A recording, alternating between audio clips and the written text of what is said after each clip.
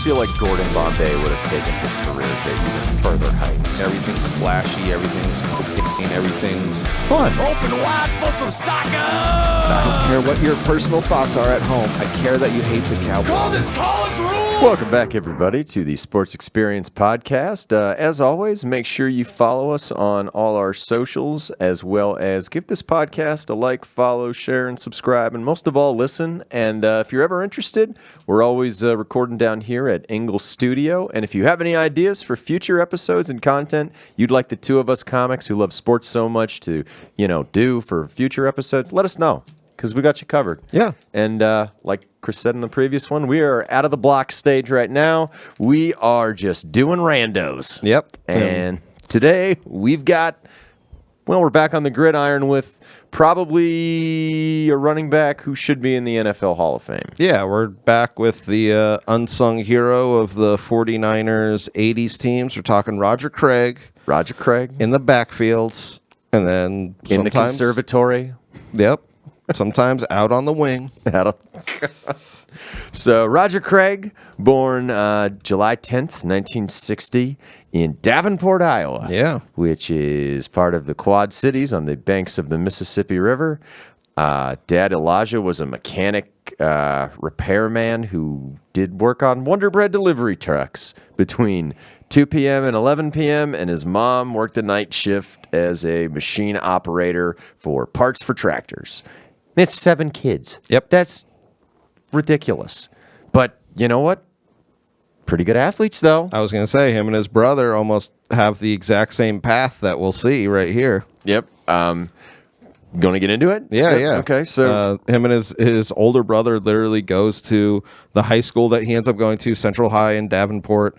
He's a running back. And then here comes, I think he was 2 years younger. Mm-hmm. Here comes Roger right behind him, same high school, same position. And they're just like, this is nice for us. Yeah. Do you have any more children? Yes. Do you have any more? He was a fantastic all-around athlete. Yes. Wrestling.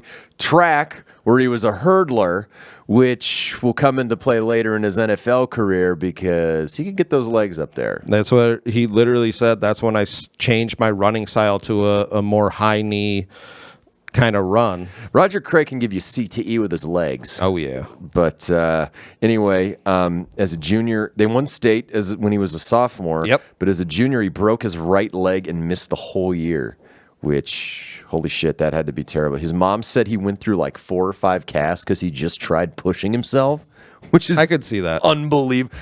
This guy, he was like one of those beefcakes Mac wanted to grease up. Mm-hmm. Like, just, you talk about bad football bodies. This guy was the complete opposite of that. In June 78, though, he has some tragedy. His dad's diagnosed with lung cancer. And by May of 79, he ends up dying. But his dad, I guess his mom had told him that his dad knew that he would do well at Nebraska, where his older brother I was just going to say. decided to go and play. So his older brother, running back at Nebraska, he decides to follow him right after high school and is in a really good Nebraska offense. I did want to bring up his last game in high school. He ran for 353 yards I saw that. and 4 touchdowns. And they lost. Mm-hmm. How do you lose a game where did he fumble 30 times? I was just going to say, they're controlling the ball. Had to have been a ton. But yeah. He's joined by his teammate, Jamie Williams. Oh, who I will saw also that. be That was his cool. pro teammate later. Yep. So this is when Nebraska is building just an absolute juggernaut. Like, I mean, they already are a juggernaut, but they have a really good window of success here. In 1980, he has 15 touchdowns, 769 yards on the ground. They win the Sun Bowl that year.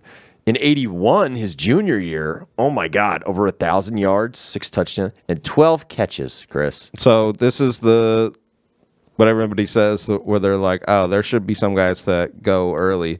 This junior year, you're like, oh, yeah, he's NFL ready. Yeah, he could have, if they let him. If they would have, But they weren't. So, yeah, he has 1,000 yards and then athlete. a little foreshadowing where he has 12 catches. Yes, 12 catches. Because if you don't know, if you didn't listen to our Nebraska episode or any of the players you've done who've gone there, it's an option and ground-based offense solely. They're putting it up maybe 7 times a game. Yeah, tops. seriously. So he's all Big 8 as a junior. They go all the way to the national title game in the Orange Bowl, but they lose to Clemson, 22-15. And then in '82, this is why I hate when you don't let guys leave early, because he sustains an injury. Yep, he's out half the season. Not only does he sustain an injury, the guy who's replacing him, Mike Rozier, proceeds to win the Heisman Trophy that year for Nebraska. They win the Big 8. Well, you could just see how much talent that Nebraska team had. That's something that somebody brought up in one of these things when I'm researching it. They were just like, oh, yeah. It was just stacked on so many positions that when Craig went out, it was literally like... It's like after Lawrence Phillips started abusing women, it's like, this Amon Green guy's pretty good. Maybe we should... Oh, he doesn't do that. This Amon Green guy's pretty good. But he still had an amazing Nebraska career, even though... His final game, he ran for 127 against Hawaii. They go to the Orange Bowl. Their only loss that year was to Penn State in the national championship. That year he has 586 yards and 5 touchdowns. They beat LSU in that Orange Bowl, 21-20.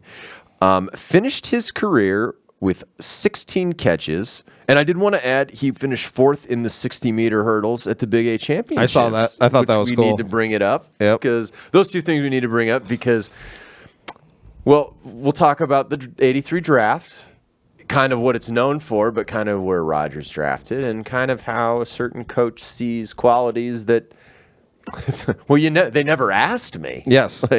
So we go to the 83 draft. I know we brought it up before in this pod. It's famously known for the 6 quarterbacks in the first round. Tons of Hall of Famers. I think they had like 7 in the first round.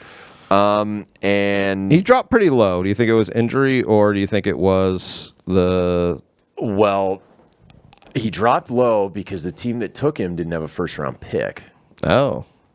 I think that was the year San Francisco, it was one of the first rounders they gave up for Fred Dean to the Chargers. Interesting.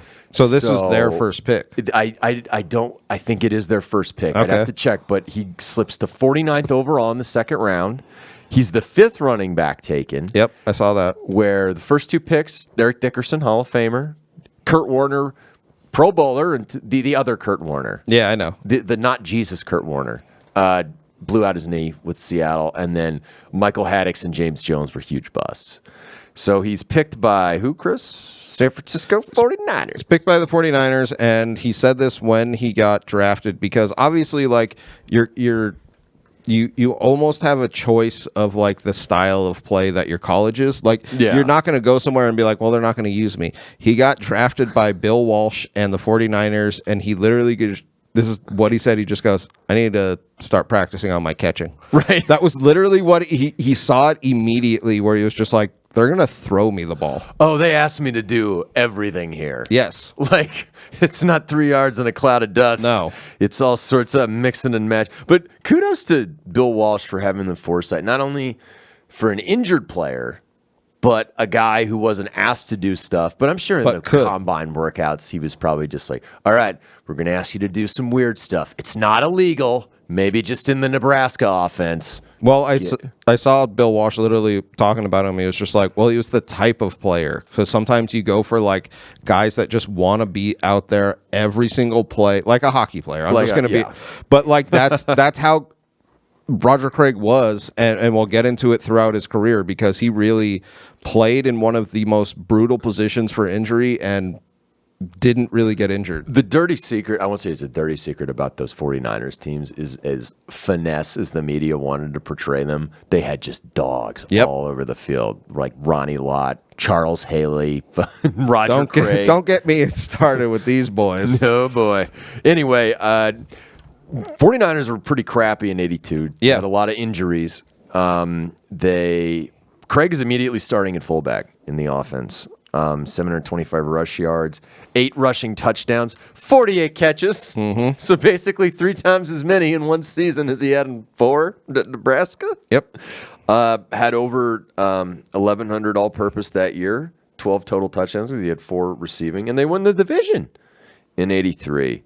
They get the home playoff game against Billy Sims and the Lions. And in that game, he had a rush TD and 7 catches for 61 yards. So you see what this is kind of becoming. Yeah. You know? Like, it's like, oh, we won the Super Bowl. Oh, we had a down year.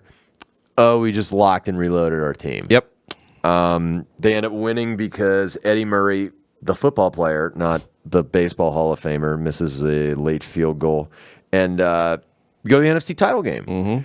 This is one I almost wanted us to do for that block that we had because it was such a crazy game. I don't know if you saw anything about it. They were down 21-0 to the Redskins in the fourth quarter, and they managed to tie it. Well, this was one of the before we've had like the recent comebacks. This was like the comeback that people were talking about because it's one of those games where you're like, oh, this is dead, and then it was like fourth quarter they literally come back. Mm-hmm. Craig did not have a very particularly good game. No, a Ronnie Lott ticky-tack PI kind of screws him and puts Washington in field goal range. But, that offseason must have been so angry there. Like, we're going to just take out our anger and frustration on everybody in 1984. Yep. And Roger Craig does, along with the rest of his teammates. This is his second season. Yeah. That's something that... But he's already an integral piece of this offense. Yes, that's... And he's at fullback blocking for Wendell Tyler. Yep. So 84-85, second season. They are like you said, they had like a down year. This is the year that they just look like one of the best teams. They should have gone 19-0. Mm-hmm. Their only loss is one of the most bizarre football games I've ever watched, and it just should not have happened. It should not have happened. 649 rushing yards and 7 touchdowns. Led the team in catches this year. 71. So he does even better. So, yeah, he's even better.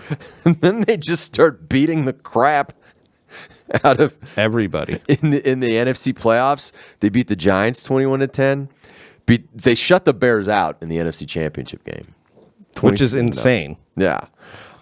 They're playing Super Bowl 19 against the Dolphins. Remember, this is the one where Ray Finkel showed up. I was just going to say we lost a Dolphin for half of it, but... the laces were in, Chris. Oh, my God, the laces were in. So we got Dan Marino and the Marx brothers. Yeah, 49er offense. Yeah, so San Francisco was 15-1 in the regular season. Miami was 14-2. Mm-hmm. And San Francisco was awesome in the NFC playoffs. Miami just obliterated Seattle and Pittsburgh. I think they scored over 40+ in both games. Yeah. I know they did in the AFC Championship game. So and everyone was talking about offense in the Super Bowl. I was just going to say. Specifically, Dan Marino. And going in, like, thinking the 49ers would be, like, the overall favorite, they weren't. It was very even. Like, people were like, no. Look at the Dolphins coming in. Look at Dan Marino. He's going to take over this game. And he doesn't. It was the Super Bowl. Like, some years you go, like, this matchup shouldn't have happened. Yeah. It should have happened in this one. Yep. At least to me. Yep. So, down 10-7 in the in Roger Craig's first Super Bowl. They're down 10-7. He has an 8-yard touchdown catch in the second quarter. This was like one of the first times you saw on a national stage a running back basically being used as a wide receiver. Mm-hmm. And he's making one-handed catches throughout this game. You could make an argument, like we'll talk about in another game. We actually did an episode on it. He could have been the MVP of this game with how well that he played. Yep. Because it was such a low-scoring game, and he did come up huge with like 2 or 3 ridiculous plays and a bunch of just regular good plays. One of his best traits as a pass receiver, though, the catching and running. Yeah, running after the ball. Yes. Running after the catch. Exactly. So he has a 2-yard touchdown rush to make it 28-10 in the second quarter. And then they're up 31-16 in the fourth quarter. And this is the game sealing play, 16-yard touchdown catch. Yes. So they blow him out. That's because everyone thought Dan was gonna really animal boy really put some points on the board, but they kind of controlled the clock too. Well, that was, in this West Coast offense, the short passes are just extended running Yep. plays. And who better to have that than he literally had every single skill you wanted as a running back. And blocker, And- because he's still a he's still blocking still for a Wendell fullback. Tyler. And that was the thing that I saw him bring up. He was like, "Yeah, but I mean, I'm out there like 98% of the time when he was playing fullback." And you're just like, "Oh yeah, you were." Yeah, you're not the featured ball carrier yet. So we had, let's see, 135 all-purpose yards, 3 touchdowns in that game. And on January 20th, 1985, his first Super Bowl title. In his second year in the league, which has to be exciting. Like it's pretty cool. You think Tom Osborne and any of the Nebraska coaches watched that game and were like, probably should have done that with him? Like, maybe a couple more a game. Yep. Maybe a couple more. I mean, he had 12 catches throughout his Nebraska career. So So he's the featured back in 85. This is a down year for San Francisco. But this is probably the greatest season, at least two-way for a running back that the NFL has had to this point, and Roger Craig is the guy that makes it happen. I was going to say it's a down year for San Francisco, but it's very enlightening for the rest of the Yeah. NFL, where they're like, "Wait, you can do that?" You can do that. This is allowed? Oh, yeah, it's totally allowed. Yep. So that season, what more can you say? 1,050 yards rushing. He makes his first Pro Bowl, by the way. 9 touchdowns, 92 catches for 1,000. He led the league in catches. He led not the just league in- running backs, yeah. not his team, The league. National Football League. 1,016 yards. First to do it, 1,000, which, and he did it with his home games at Candlestick on grass with garbage weather, Yeah. like post-October. Like, oh my God, just amazing. Just amazing. It really is one of the most amazing seasons, especially looking at nobody was doing this. Nobody was doing this with their fullbacks. Nobody was doing this with their running backs. It was literally like, I imagine everyone was just like, man, we should probably throw that. We should do the little check down passes that are so successful. This is Jerry Rice's rookie year, too. Oh, yeah. He is the offense this year. Yeah. I mean, he's the number one guy you want to get the ball, and he still accomplishes that, which is 92 catches. I mean, you had obviously guys later who could do that, but this is the first time anyone's seen that. Yep. Because they're kind of undermanned and not as stacked as they were previous season. They get the shit beat out of them by New York up at the Meadowlands in the playoffs.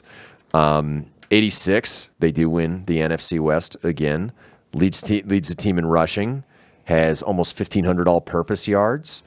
81 catches again for Roger Craig, which is like, that's probably more than 20-plus teams in the league for their leading wide receiver. Yeah. Yeah, exactly. And now I was going to say, now he's only getting beat out in his own team by Jerry Rice. Yeah. Where you see this offense is like, oh, geez, this is getting scary. It's just a shame that Joe Montana isn't staying as healthy as he should during this era, because they lost 49-3 at the Meadowlands. This is the year that the Giants won that Super Bowl. Oh, yeah. So they won their first Super Bowl. So Montana doesn't even finish the game. During that offseason is when they trade for Steve Young. But you can make the argument, best player on this offense is Roger Craig. Everyone knows where the ball's going. In 87, his stats aren't as good this year, but he misses games because of the strike, as do a lot of other people. Yeah, I was going to say, as And this is Jerry Rice's first. breakout season. This is when he set that record that only Moss broke for touchdowns, and he did it in like 4 fewer games. So they win 13 games, are the best team in the league, first on offense and points and yards. He had 815 rushing yards, and he led the team in catch. He had more catches than Jerry Rice, who had 22 touchdowns. Yeah, he was, like I was saying, he really was the unsung hero of these 49ers teams, because you had the Montana, you had the Jerry Rice, but then Roger Craig almost just didn't get talked about as much, I feel like, even though he had so many more, receptions and like all this extra yardage. Who moves the sticks? Who gets the ball in around the goal line? who goes out in pass patterns when Yeah. everyone is thinking about Jerry Rice? Well, he was talking about in the West Coast offense, he was like, everybody has to buy into it. So when I'm going for like a fake, I have to believe that I'm going to take that ball. And if I get hit, I am so happy because then I literally tricked one guy into thinking, oh, he's got the ball. And you're like, oh, yeah, that's and like I was saying when Walsh drafted him, he was like, that was the type of player I wanted, someone that was like, no, we're all doing this together for the same end. And he talked about because they were like, well, do you think you should have gotten more stats or like more this, whatever? And he was just like, no. I got the Super Bowls that I got, and those are the stats that and you're like, yes. Yeah, well, I mean, team player. Like, literally, just had he been anything but that kid in Little Giants catching it, Bill Walsh would have drafted him just because of that mentality. Goddamn right. They end up losing, though. In this season, to Minnesota. They bench Montana for Young. Mm-hmm. This is the big shift. Craig only had 17 rushing yards in that game. He did have 9 catches for 78 to lead the team, but they are at a crossroads because they don't know who the hell their quarterback is heading into 88. There's some internal strife. There's a lot of internal strife, and the one constant of this season is Roger Craig. In 88.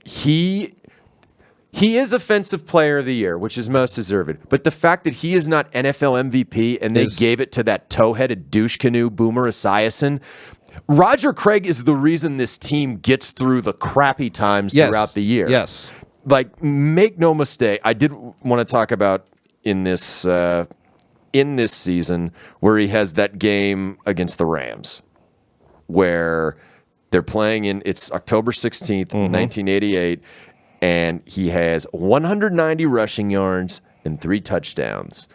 The first of which was awesome, just kind of from 16 yards out.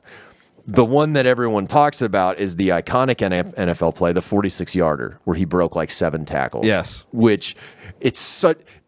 Go to YouTube. It's on there. Just search 49ers Rams, Roger Craig. It's the first thing that comes up. Well, he was one of those running backs that when he would get hit, he would almost spin out of it. And I remember, like, there were so many guys talking about it. They were like, no. He is so hard to tackle because if he's not like doing a small dodge to get out of it, he's hitting you full force. Yeah. That was the other thing he would do. He never ran away from contact. Yes. And when you watch that play, you're like, at the beginning, you're like, that's a good 7 yards. But he just doesn't go down. Dude, that's a good 7 yards. That's a good 14. Oh, all right, we'll go 25. Because it just kept going, and you're just like, all right, just go. But the best is when, though, he's near the goal line, and that Rams guy almost gets to him because he has the ball up. Yeah. And he's just like, oh, shoot. Well, in this season, he had 1,502 rushing and 534 receiving. So you're right where he was literally their man in that when it started to kind of like crumble with, like you said, they didn't know which quarterback was which. There was like... And Walsh was playing both at the same time. Yes. To where I think Holmgren was eventually the offensive coordinator. He said, we can't do this. We have to pick someone. Yes. But it's during... They were only 6-5. It's the guy that's keeping them afloat. Unsung hero of this season's team, of this era, is Roger Craig. Yes. So they end up deciding on Montana. They win 4 of their last 5. He's like a first-team All-Pro, 76 catches, and they get another crack at the Vikings in the divisional round, and Roger in this game closes the door. Yeah. Closes the door. Beat the Vikings pretty good in that. 80-yard touchdown run at the end. Then they have to go up to Chicago for the NFC Championship game, and they lay the wood to him. They lay the wood to him, and they're 28-3, over 100 yards all-purpose. One thing I did want to add, I forgot, his fullback now also went to Nebraska, and is also a good pass catcher. They were called the Cornfield Backfield. Tom Rathman and his awesome crew cut. But you look at that, and you're like, oh, yeah, I want that type of player. You know what I mean? Like, it's... He had the helmet with the face mask, the bar coming down the middle of it. Oh, man. I love it. So... Get to the Super Bowl versus the old Bengals. If you want to hear more about it, we did an episode on it, January 22nd, 1989. One of the best Super Bowls that's ever been played. Yeah, definitely. In this game, though he does have a fumble in the second quarter. He goes off. I don't like sports writers, Chris. You know why I don't like sports writers?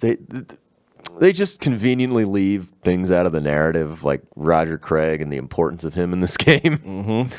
71 rushing yards, which is great. You know, it's a team. 8 catches for 101 yards. First running back to ever do it in a Super Bowl. Yeah, first running back to ever get 100 yards catching. And the final drive, I wanted to bring up the importance of him on it, because as much as people remember the ridiculous Jerry Rice catches and the final catch, Rodgers, who starts the drive out from the 7-yard line. He gets the first one. He gets the first one. Then he has a 13-yarder and then an 8-yarder to put them in position to score the game-winning touchdown. So he almost has all of the setup. Do you know what I mean? Where if the plays were like assists, like that's what he did. I mean, he's basically the team's fluffer. Yes, in this game. Man. He's such a good fluffer. He's such a good fluffer. Then they eventually win 20-16. He should, but he can't be MVP because Jerry Rice sets Super Bowl records catching the ball. Yep. So that's a second Super Bowl MVP in any other game you likely would have got, but he didn't.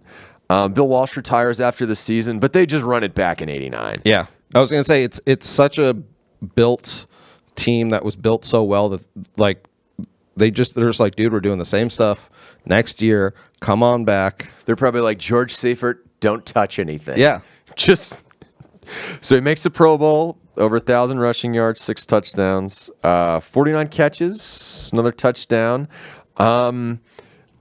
You could make, even though they're 14-2, you could make the argument this team was better than fucking 1984. Yeah, just overall. They, but they went 14-2. That's you know who they play this year in the first round? The Herschel Walker Vikings. Oh yeah, the reason they had traded for. They got beat them 41-13, 125 on the ground, and then the Jim Everett game in the NFC title game. Oh yeah. Down 3-0 in the first quarter, 30 straight points, 134 yards, all-purpose, and a touchdown. Super Bowl 20. We've talked about this one against the Broncos. Against the Broncos, where they absolutely destroy them. They scored 8 touchdowns. I remember this because it's one of those things where you hear like your uncles or your these older people talking about it, and they were like, I don't want to bring up that Super Bowl. It was so bad. Like they just got beat so bad. My dad never answered me when after that Seahawks one. Oh yeah. I asked him which was worse, and he had no response. I'm sure, because they were both just devastating. Just ass blastings. So over 100 yards, a touchdown, but they didn't need it. But now we get into 1990, and they're just as good this year. They're going for a three-peat. Yeah, 14-2 again. Because I'm pretty sure they went back-to-back 14-2. Yeah, has some injuries though this year, and now they're drafting running backs early. Yeah, this is when Walsh is starting. He's thinking about, okay, Lott's going to be gone, Montana's going to be gone soon, and Craig is probably next on the list because he's been dealing with some injuries. And he's that kind of running back that doesn't have longevity, which is fine. He's the kind you want. He's the kind you want. He puts it all on the line every single game. Divisional round, they beat the Redskins. He has 74 all-purpose in that game. But now we've had the NFC Championship against the Giants. I just recently watched this game. They don't play football like this anymore. No. It's just ridiculous. It's brutal out there. And it was a very low-scoring game. Montana got iced in this game by Leonard Marshall. Yep. One of those things that kind of defines a career. Which I don't think is fair in this instance. I think if this is why he isn't in the Hall of Fame, you need to go back and watch those other Super Bowls. That's exactly what and his 1,000. If this is 1,000, 1,000, yeah, you can go fuck yourself. I'm sorry, but with 2:55 to go, they're at the Giants 41. He had just picked up a first down on the ground. Mind you, Young is in the game. Like, he had a nice pass to Brent Jones. Like, they're literally trying to ice it. They get one more first down. This game is over. They probably beat Buffalo with Steve Young even in that Super. And you know who the star would have been because they would have ran the ball? Roger Craig. Mm-hmm. And then what happens? You see it's 13-12. The Giants are literally huddling up, but they're huddling up super tight. I don't know if you saw this, but LT is literally smoking crack. Well, I mean, why do you think later he told a bunch of kids near Bobby Boucher, don't smoke crack? Just thinking about stealing LT's Porsche over there. Just thinking about oh, man, that was a great one. So Eric Howard, nose tackle, they give the ball, they're icing the game to Craig and makes a good hit on it. And the ball just magically pops out to a likely coked up Taylor. I was just going to say, it is a very lucky, and that's why football is so fun. It was a lucky hit right on the ball where his helmet hits the ball, and it just it's such a gift to LT. You're just like, oh, that's brutal. But while people want to blame Craig for this, what they need to realize is San Francisco's defense allowed Hostetler to make a couple incredible plays to move him like 40 yards. I was going to say, even in field goal range for an injured Matt Barr. So it's not like the game just died there. No, you're right. It's like the what was the Red Sox guy? I'm spacing. Buckner. It's like the Buckner thing. He was like, no, he should have been backed up. Yeah. They should have had Dave Stapleton in there. Oh shit. So they lose 15-13, and that was his last game as a 49er. I know. That's what Ronnie Lott's last game as a 49er. It was brutal because that's when they broke the band up. April 3rd, 1991, because he's still got some juice left. Goes to Vegas, old Vegas Raiders. They weren't Vegas at the time, but Los Angeles. He was brought in because Al Davis hated Marcus Allen. Yeah, I read that, which I was like, God, I love Al Davis and his stupid ass shit where he's like, stupidity, get out of here. They're like, yeah. Led team with 162 in carries and yards that year, 590 on the ground. So he still has it for the Raiders. He's sharing the position because they brought him in also because Bo Jackson's not coming back. Oh yeah, because his hip exploded. You don't know Bo. They lost to the Chiefs in the divisional round with Todd Marinovich playing quarterback. Oh boy. 92, he's finally a Plan B free agent. Yeah. And on St. Patrick's Day 92, he signs with the Vikings because his old assistant coach there with the Niners is there, Dennis Green. We've all had experience with Plan B, but this is when his career it does come to an end where he's not even almost like split backing at this time. 10th season. Exactly, where he really is like the backup back for the Vikings. Backing up Terry Allen there. Let's see. 4 touchdowns, 416 on the ground. They end up losing at home to the Redskins, though, in the postseason. And 93, his last hurrah there. And now he's behind Robert Smith, Barry Word, a bunch of guys. He had less than 300 yards all-purpose that year. Yeah. Which is kind of crappy. He had only 1 carry for 1 yard in the postseason game, a loss to the Giants, and retires during the summer, signs with the 49ers to do it. But I did want to bring up, although his career has ended, these are his career stats. Yeah. And why he's kept out of the Hall of Fame, I can't figure out. 8,189 rush yards and 56 touchdowns. 566 catches, which at the time of his retirement, more than any running back in NFL history. 4,911 yards and 17 touchdowns. Bro, that's 1,300 all-purpose. Well, and this is... fumble or not, yes. Right? Well, this is the thing that people say is like, is he being kept out of the Hall of Fame because of this one play, because of his end of his career, or is he being kept out because these other stars overshadowed him even in this era and after it, where when you look back, you're just like, dude, 1,000 and 1,000 for the first time ever. He changed how the game is played at that position. Yes. Oh, my God. 4 Pro Bowls, 2 different positions, by the way. Yeah, fullback and running back. He was blocking so much. It was, he probably is one of the guys that really deserves to be in over anybody else. The best vision. His nickname was Catfish. I mean, come on, with the eyes. 3 Super Bowls, almost a three-peat. We look at should have been a three-peat. We look at that LT shit. That should have been a three-peat. So, like, you can't deny his winning ability. No, without him, I don't think they win as many as 3 in the back end of the 80s. No. No. So put him in, sports writers. Put him in. Roger Craig, everybody.